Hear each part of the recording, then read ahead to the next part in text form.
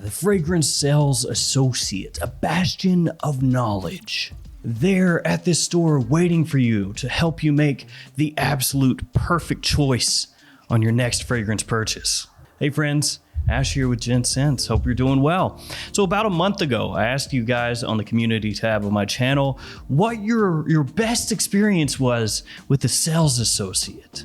No, I'm just playing. I actually asked you what was your worst experience with the sales associate where they told you something just completely egregiously wrong. And today we're going to be going over some of those juicy gems of sales associate prowess. So let's go ahead and jump into this.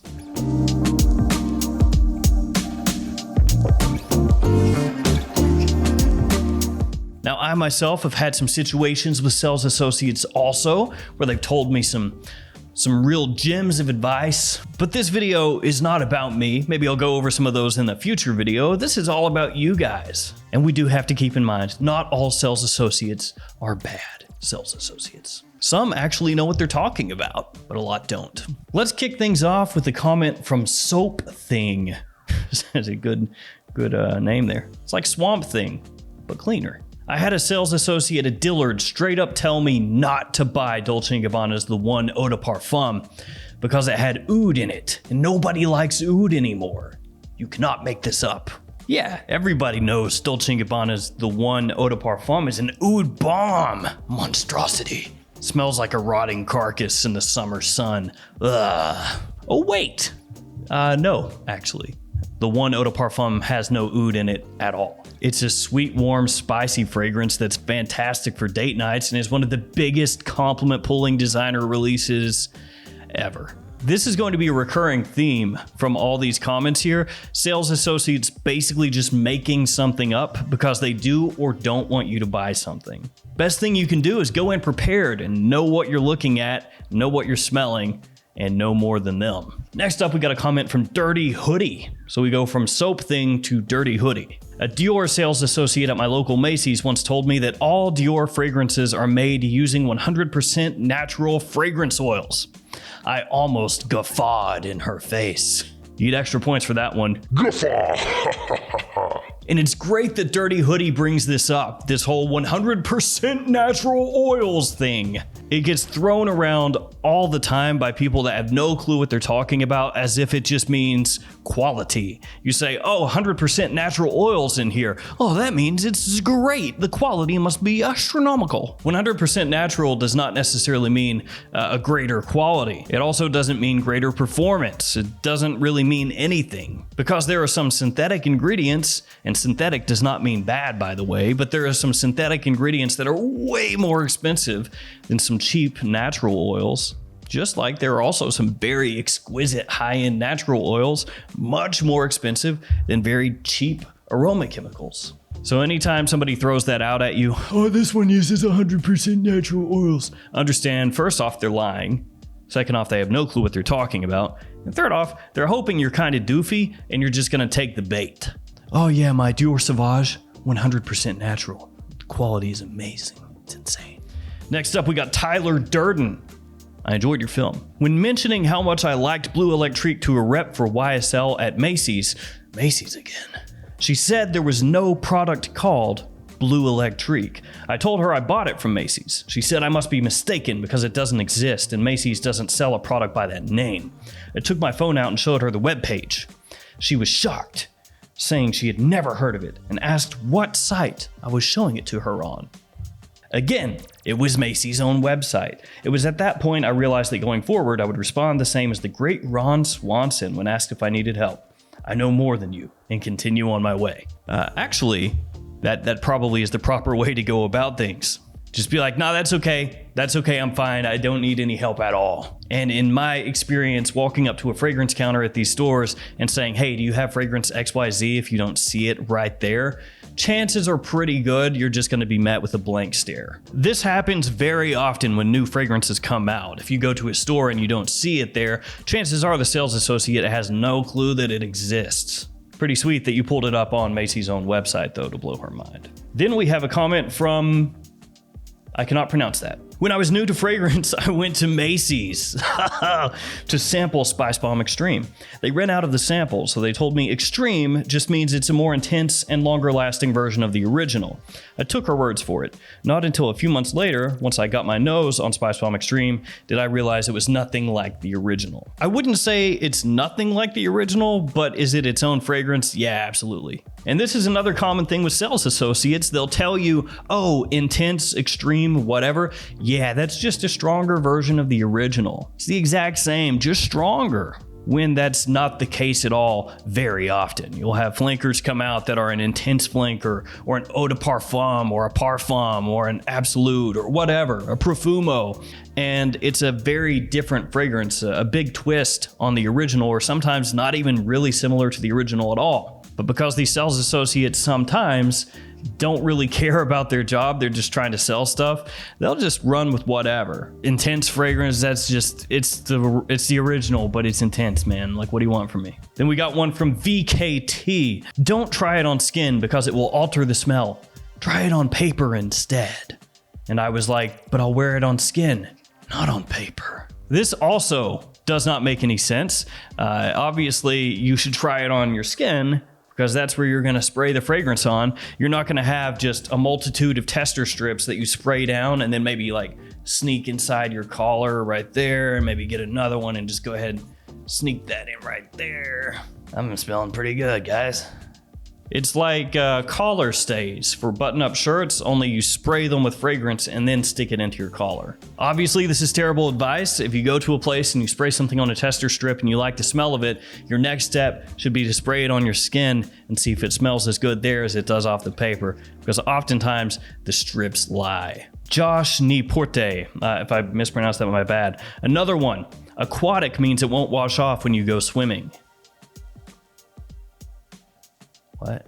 So that's interesting. I've never thought about fragrances that way, and that's definitely sales associate thinking outside the box. That means they sat down at some point and they were like, oh, so this is an aquatic fragrance.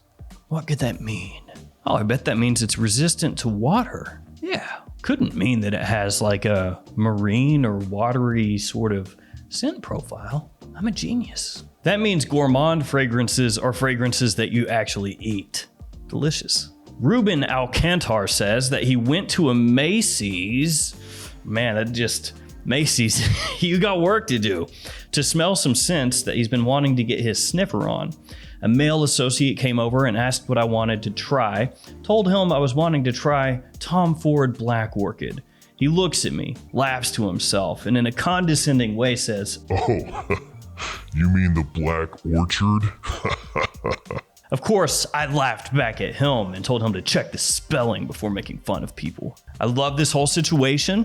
Got a sales associate that comes over that seems to be sort of a douche and laughs at you, points things out. Ha ha, Black Orchard you mean? Ha ha, like trees, and they're dark, idiot. To which you reply, ha ha, actually the idiot is you.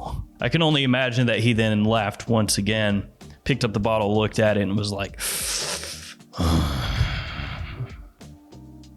get someone else to help you. Luke S. About 10 years ago, I walked up to the beauty counter of a major department store. Was it Macy's? I bet it was. And asked if they carried Creed. The sales associate looked at me confused and said, CDs are located on the 3rd floor. Creed. Oh, no. I've made that dad joke on this channel before. What's your favorite Creed? Human clay.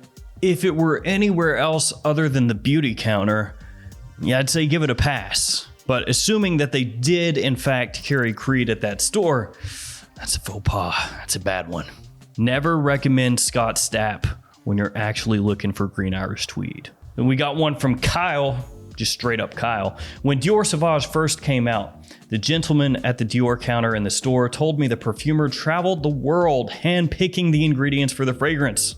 So he hand-picked fragrance oils? How does one hand-pick ambroxan? So many questions. This is actually one of my favorite things ever. And you do see this every so often with designer fragrances, niche fragrances, indie fragrances, where a brand owner or a brand will say, we traveled the world picking only the finest ingredients. That's not how it works. That's not real. You don't jump on a plane and fly to wherever and pick ambroxan, and fly to wherever and pick patchouli, and fly to wherever and pick vetiver, and then you go to your laboratory and compile everything and make the fragrance. That's not it. It's made by perfumers, especially if we're talking from like Firmenich, Givaudan, Mon, IFF, any of these major flavoring corporations. The perfumer will make the fragrance basically as a formulation, most of the time done on a laptop or a PC. And then they'll have these little samples made of the fragrance. And then they will send these on to whoever the creative director or the shot caller is for that particular release. You get their feedback, do modifications if needed, and it goes back and forth until it's done. And the ingredients that the perfumer has to work with is sometimes a little bit different depending on which company they work for or under. So if they're with Firmenich, they're going to have some captive ingredients, aroma chemicals that only Firmenich can use. And then the same goes for Givaudan and all the other ones that I just mentioned and many more. So you'll essentially have a lot of ingredients that everybody has access to and some ingredients that only different companies have access to, but nobody's traveling around the world picking, like one particular type of vetiver from 1 square kilometer or something, and they're like, this is the only vetiver that can be used for this fragrance. It is the perfect vetiver. That doesn't happen. That's not real. That's all marketing. And also, of course, with things like ambroxan that are just straight up aroma chemicals, you can't go pick that, can you? You do sometimes have companies that will source ingredients from one particular spot, but that's different from like flying around and doing this whole rigmarole. We're gonna wrap it up with Sam Ellison. My favorite is being told fragrances don't exist. This has happened with Le Male de Parfum, Ralph's Club, and a whole bunch of other fragrances. It's like if they don't have it behind the counter, it's imaginary. And that goes back to what I said earlier. That happens pretty often. If the fragrance is not sitting there in the store, a lot of times sales associates are completely blissfully unaware that it could possibly exist. Just like, nah, dude, Ralph's Club? Why are you making stuff up, man? I've never heard of that. It's not real. You need to see a therapist. What's wrong with you? And you pull it up online and they're like, never heard of it. And then they get it in stock like the next day and they go, oh, okay. And then they get paid more money to push that product. So the next time you come in the store one day later, they've forgotten who you are and they're like, have you tried Ralph's Club? This is exquisite. The best fragrance I think that exists on earth. I have been wearing it for a long time and I've gotten a lot of compliments. You should buy it. No, thank you, sales associate. So those are some of your submissions from some interesting encounters you had with sales associates. There are a lot more on there. I'll try to pull some more and do this again in the future. Sometimes you just got to say, I know more than you. Like the great Ron Swanson, as relayed to us by Tyler Durden. Thank you guys so much for hanging with me. Thank you for your support. Stay safe out there and I'll see you tomorrow with another fragrance video. See you guys later.